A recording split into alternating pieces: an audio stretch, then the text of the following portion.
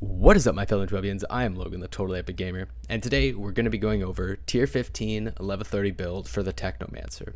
Now, this build is a solo-based build, and it's what I like to call the 1 mag build. And that's because we're going to use Blighted rounds to only ever have 1 mag, where our goal is to never reload, and I'll show you how to do that later. But first, we're just going to go through the talent tree quickly. So keeping in mind that our goal is to do damage through our weapon, that's how we pick a lot of the options here. It's very easy to understand, and a lot of the choices are pre-made for you. There's very little variability, but there is some. So right away, 8% weapon damage. Of course, we're going to take that. This part, 15% cooldown on decay skills instead of weapon leech. Now, that's because we're going to have enough survivability, so we're going to be okay there. And this is actually because later on, how often you can spam the turret decay skill is going to increase your damage by 40% on the base weapon power, as you can see here. Activating decay increases weapon damage for you and your allies by 40%. Massive buff. What we're going to do is abuse throwing down the turret. Moving on, you can see increased armor piercing by 10%. Again, pretty obvious. We're working on firepower, so we want to be able to burn through people's armor. Increases crit damage by 15%. Well, we're always shooting for the head, so 15% extra damage sounds fantastic to me. Exposing toxin. Now, this puts vulnerability on targets who are afflicted with toxin. Because we're using blighted rounds, everybody has toxic on them. So we're always putting vulnerable on. That's 15% damage increase right there. And then we click one more for the 40% increase. 40% of 15 is 6. So there we go. We get an extra 6% damage. We'll take it.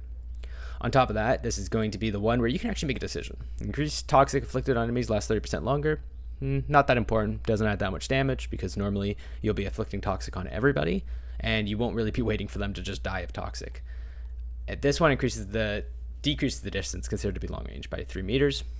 Not too great. Actually has some dyssynergy against this. Sharpshooter increases your long range weapon damage by 30%. It's kind of like a pick what you want. I picked this because most of my weapons actually do better in mid to close, so I actually wanted most things to be considered mid, despite having a 30% damage increase on long range. Again, increase on 8% damage on weapon. Yep, just taking it. 10% more damage on things afflicted with toxic. Well, we afflict toxic on everything, so we're taking that 10% flat damage increase. Increased weapon damage by 8% again. Of course, we're going to take that. And here we get 20% damage on assault weapon. Now, assault weapons count as your assault rifles, your double guns, and your submachine guns, and that's why we're going to take this here. Tactical submachine guns and tactical ARs are going to be your bread and butter. Again, 12% increase on assault rifle damage. Of course, we're going to take that. This one is sniper. We're not using snipers here. 10% armor piercing. Of course, we're taking that. And this is a very big one. Increases damage received by 15%. We're going to become more squishy for the offset of dealing 20% more damage. Huge damage buff here. So obviously, you want to take this. I know the 15% looks bad, but your goal is to kill before being killed. And that's how we're going to run this solo build. 30% weapon range damage. We don't really care for this too much, but you have to take it on the way, so you just grab it up. 4% extra anomaly power for each unlocked BR8. Anomaly power, this one can be up for discussion, but we're taking it here because we're taking all the BR8. It has great synergy. On top of that, the anomaly power increase that you're going to see is really based on what mods you already have on your guns. For me, this is a great choice, but for others, it might not be so great because, again, we're weapon-based damage. Maybe you don't really care for anomaly power. I take additional anomaly power even down here because my build personally has a little bit of extra mods that will able to abuse anomaly power. This underrated, although you're going to have to take it because you want the very last talent tree ability, but this is great. Increased magazine size. We're going to see how we replenish our magazine later. But an increased magazine size means that we have a lot more give and take on when we have to reload and if we ever have to reload. 15% extra damage to things afflicted with toxic. Again, everything has toxic on it. Perfect for us. The other one is first bullet reload. This is really good if you're running a one-shot rifle build, but that is not what we're running. And here, empowering antenna. Activating decay increases weapon damage for you and your allies by 40% for 10 seconds. A 40% base weapon damage increase for 10 seconds.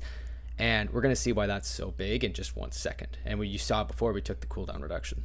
Going on to our skills, blighted turret, blighted rounds, cold snap. Now let's kind of go through this. Blighted Rounds is obvious. That's our main damage source. We are going to have it up all the time. It is how we are going to abuse just everything within our build. And we're going to think of, whenever we think of how to increase damage, we're going to think of Blighted Rounds. How do we get Blighted Rounds to have more damage? And so obviously that's why Blighted Rounds is there. Blighted Turret is there because we have 40% weapon damage increase whenever we use it for 10 seconds. And as you can see, it's a 6-second cooldown. This is a 40% flat increase at all times. That is why you have to run Blighted Turret. I've seen some people take the final talents tree and not have Blighted Turret, and I just can't understand why. You need Blighted Turret. It's a 40% damage increase. You are only going to pop Blighted Rounds once for each big fight encounter. That is not enough. That's not enough to have the 10-second increase. You get to spam Blighted Turret here. That's amazing. It's so much damage, so you need Blighted Turret. Cold Snap doesn't play a damage role. This is the thing that's going to keep you alive. You need this as a defensive component. You're very aggressive as a class, but Cold Snap is going to save you. This is how you're going to actually beat tier 15. You're not going to be able to do it without Cold Snap, and if you are, you're absolutely goated at this game, and you should be teaching everybody how to play it. But for the bulk of us, Cold Snap is going to be required because you're not going to do well when enemies push you. So now we're going to actually go through my inventory, and I'm going to talk about the mods. I know this looks like I have very strong gear. I do think I have very strong gear, but this is not unreasonable for you to achieve because the very key elements are actually lower ranked mods and not huge ranked mods. So first we're just going to go over my weapon. Killer Medic, I don't actually like that mod. It's just on the weapon, and the weapon has unbelievable firepower, so I have to accept it. What I would prefer to put on that is something like Stigma, which gives me 30% of crit shot damage every 0.1 seconds, and it is a source of health. It would make me unkillable, but until I get a variant that has that, we have to run with this because what I have on here is Winter Blast. Critical shots pretty much freeze the encompassing area of the enemy. Amazing. This just saves me. People that normally would aggress my character can't get in my face. I get to control how everything works through. And what we're really doing is abusing Vulnerable, Toxic, and Frost on everybody. And that is how we're going to run this game. Moving on, this gun's not too great, the Imploder. I just do it if I ever screw up my Blighted Rounds. I switch to here. It just does a huge amount of damage, can clear out enemies for me, but isn't great with the Blighted Rounds build. So it's just my fail-safe for if I have to wait for Blighted Rounds to come back up because I put it on cooldown. Moving over, the Inquisitor's Helmet. This one is a double component, and I'm still trying to work through whether or not I like it. It might be too much freeze, but I think it's good. So what I'm doing here is really, and of course you see bonus firepower on it, cooldown reduction, just generally good for the build, so that's of course why I like it. But my Blighted Turret now inflicts freeze instead of toxic. Of course I'm inflicting toxic on my own, so I don't need the toxic portion, but do I really need to use this mod? It's up for debate. There's some better mods out there that can increase my firepower further, but sometimes this turret inflicting freeze really does save me. The more important part is you need tricked up the sleeve. Okay, Blighted Rounds, while the skill's active, killing shot grants you 30% extra bullets in your mag. So there's no more reloading. When you get a kill, it's 30%. Now 30% of your mag is not great, but what we mesh it with is Toxic Lead. And that's 40% of ammo in your magazine replenished. Every kill is giving me 70% of my magazine. That is massive, okay? Absolutely massive. And something I forgot to mention, the reason we're using the tactical submachine gun, it starts with 60 bullets in the mag. We add an extra 50%. We're looking at 90 bullets in the mag. Huge amount of bullets to burn through. And that means that we're going to be less likely to have to reload and use the extra mag from our Blighted Rounds. And speaking of the extra mag, I believe it's here, the spare mag. It lets me reload once, which pretty much means it gives me one free mistake with Blighted Rounds.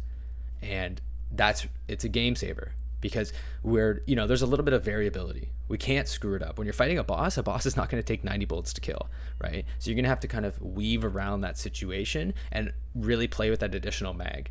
On top of here, we also have Radical Therapy and another 15% damage on Toxic. Of course, that's why that's so good. And here, increased crit damage by 15%, obviously just good.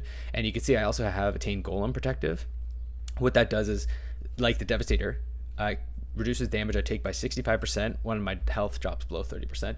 This is just a savior type of thing. And what you can really see happening here is not a lot of middle of the pack choices. These are all either fully damage or fully defensive. And that's kind of how you have to run the Technomancer in this solo build. And moving on to the middle one, this, I don't expect everybody to have this piece of equipment, although it is amazing.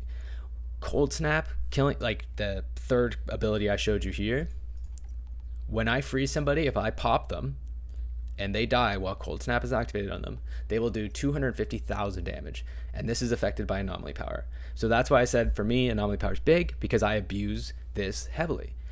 And what's really great about this is the Perforas, the tiny little monsters that run around, they can really get in your face. But if you Cold Snap them around a Broodmother and pop all the Perforas, you in one instance can do 3 million damage to a Broodmother, like just like that, very, very quickly. Additionally, we're going for crit stack. We crit a lot. I'm going to take 3,500 Anomaly Power and 7,800 Firepower, stacking up to 5 times. Like, yeah, I'm going to take 40k free Firepower, you know? So that's why we have that on there as well. And that's pretty much the full build. And the reason we're actually running tactical variants, we want accuracy here. We're not looking for bullets to spray around.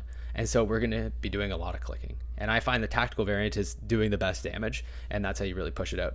Additionally, you see that I'm running Winter's Blast for the freeze and obviously the safety. The reason I'm not running things like Deadly Disturbance, where you do a huge amount of explosive damage on crits, like that's 500k to an area every 5 seconds or 3 seconds. That's great. The issue is with blighted rounds, sometimes you don't get the kill credit if you killed them with an outside source. Say you're using the lightning whip. If the lightning whip kills them, sometimes you won't get kill credit and you won't get a replenished mag. So you have to be very careful to play within your bounds and understand why your class is good and what they can do best.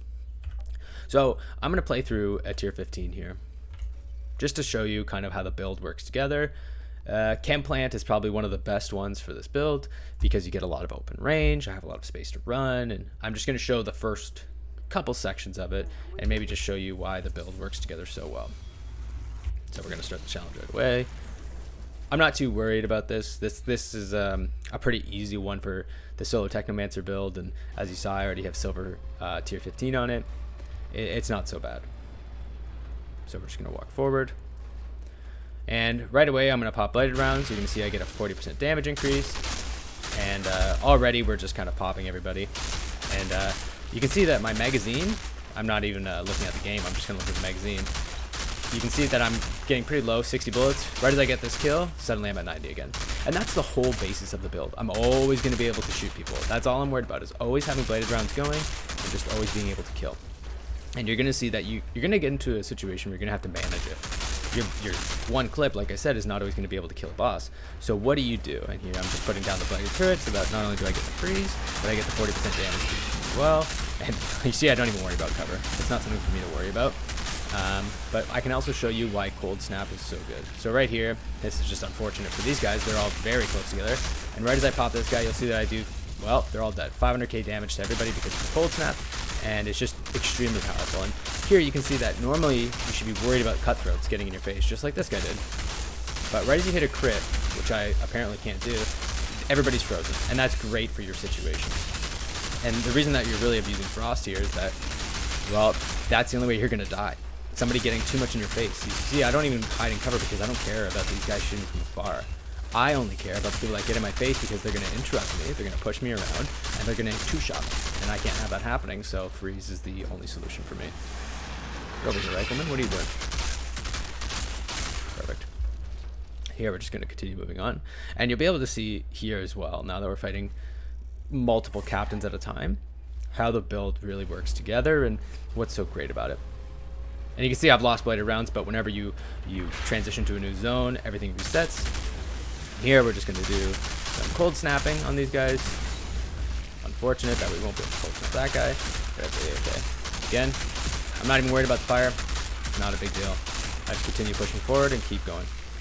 And here, because we're just freezing groups of enemies, which is massive, and I get that that's not something that everybody's going to have an option to, but it's something you really need to work towards, because these guys would have been a problem for me without that.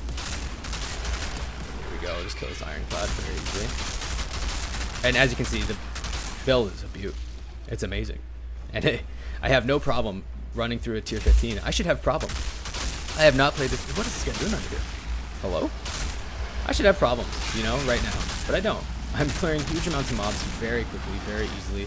I'm running into this spawning zone of them, not worried. And that's really the goal.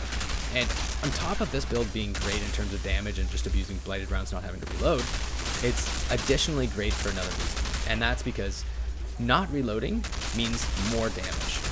And that's a great thing to like strive towards. And all you really need to do is try to focus on your firepower damage. You're not going to have every mod that I have, or maybe you're going to have even better ones. Just choose the ones that make it so that you can always have blight rounds up. Maybe you don't need to take toxic lead. Maybe you find that you can get enough ammo without it. I find I can't, and that's why I run it. And oh, this is gonna be a beautiful explosion here. If I can get this right. Nope. Maybe you find you don't need it. Just play with the build. What fits for you, what doesn't. Don't just try to carbon copy the build that I do, because you might not even play like this. You might not play the situations like I do. Maybe you're always in cover. In that case, you're going to take the 40k firepower from cover mod. That's a great mod for you if you're always in cover. But for me, I find I'm rarely in cover because I'm trying to push for time, and I'm trying to get into this phase. And here, this Vanguard Captain is actually an issue for me because he has a shotgun. He's going to try and push, but we're able to get him down beforehand. Got to put on a turret, take my 40% damage. And even though we got kind of close on health there, the Golem perk is going to make it so that I'm actually never going to die. So we didn't have to worry too much about that. And so yeah, this is how the build generally works together. You've only seen me fight humans so far, but it works really well for Perforas as well. And the reason that is because with the cold snap usage that I have, I can use all the tiny little Perforas to kill brood mothers. Generally though, this build will have trouble with Perforas, mainly because the critical shot area is harder to find on Perforas. It's in their armpit sometimes, or you can get lucky and hit it when you shoot their head. It's very all over the place. But this is the general gist of the build, and I hope you guys enjoyed it. I hope you learned something, and I hope you actually take this build and start running with it and make some modifications that are best for you. And you know, make sure you just have fun, because I think that's the point of these builds and the point of these expeditions is just to actually have a good time. And here we're just going to die because I just don't really need to finish this expedition, but I can just stand this fire too. So thank you so much for watching, guys. If you enjoyed it, please leave a like. And if you want to talk about the build and you want to talk about maybe an addition that I could have to the build, leave a comment. I'd be happy to discuss theory, because that's what this game is really breaking down to at the end of the day, is theoretically how much damage can you do and what are the best damage sources. So again, thanks for watching. Have a great day.